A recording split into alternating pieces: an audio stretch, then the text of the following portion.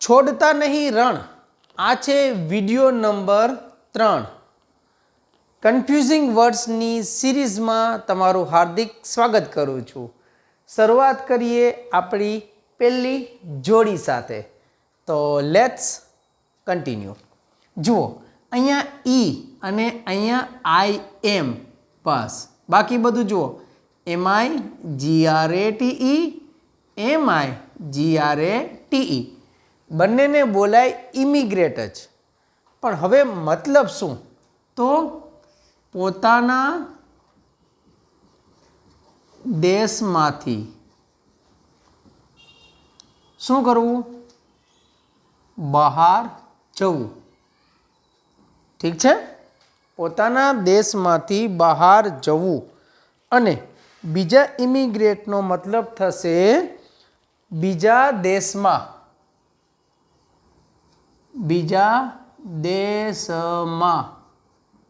રહેવા આવવું.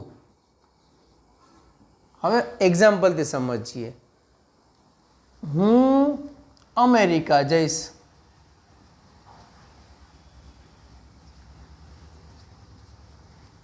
આ મેં મારું પોતાનું વાક્ય બોલ્યું.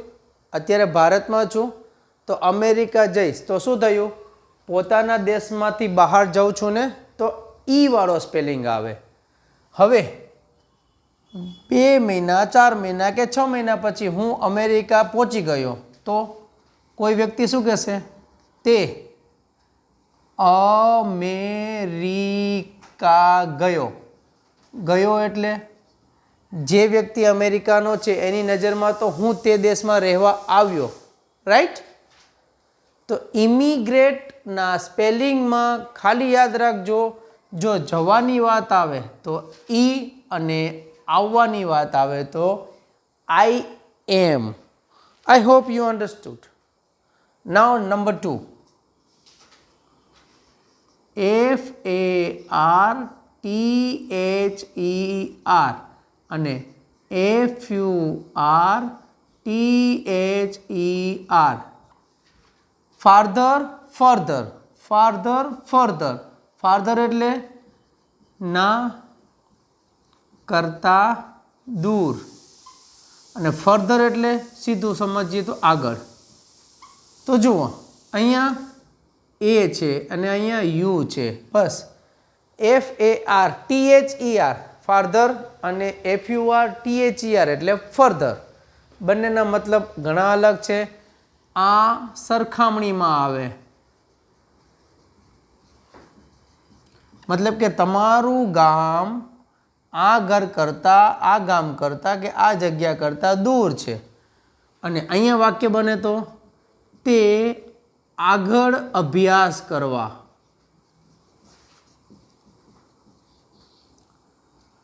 શહેર જશે.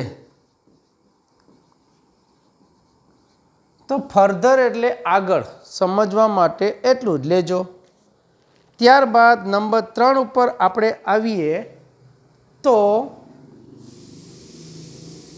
WEATHER અને WHETHER.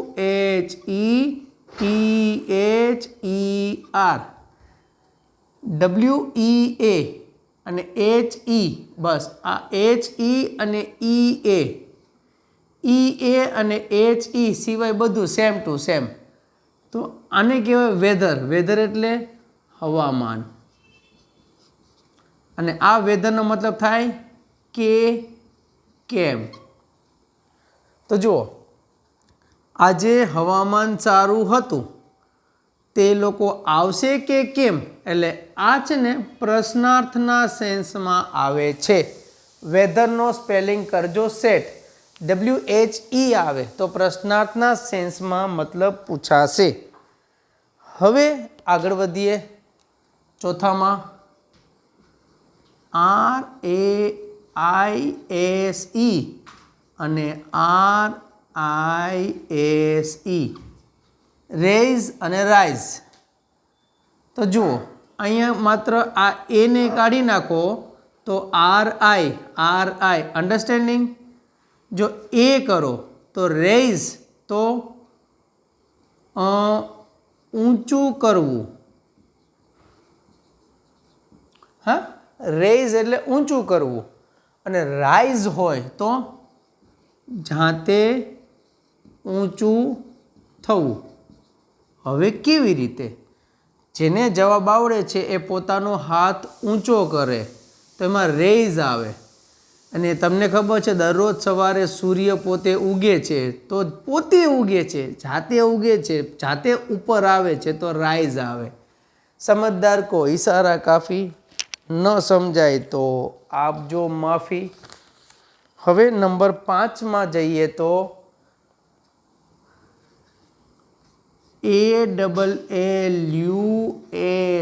ALLUSION અને ILLUSION. લો, AI નો ફરક છે, ધ્યાનથી જોજો. AI નો ફરક છે. AI એટલે અહીંયા છે A અને અહીંયા થયું I. બોલાશે બે ઇલ્યુઝન, અને અલ્યુઝન બોલો અને આને ઇલ્યુઝન બોલો. સ્પેલિંગમાં A આવે તો અલ્યુઝન અને I આવે તો ઇલ્યુઝન. હવે આનો મતલબ થાય, એ વાળા સ્પેલિંગનો મતલબ થાય સંકેત અથવા ઈશારો,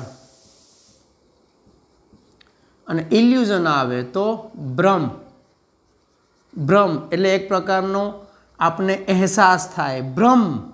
ઇલ્યુઝન એટલે દ્રષ્ટિમાં લાગતું કે વિચારમાં આવતું એક એવું કે જે હોય નહીં પણ આપણને એવો અહેસાસ થાય, આ થશે ઇલ્યુઝન.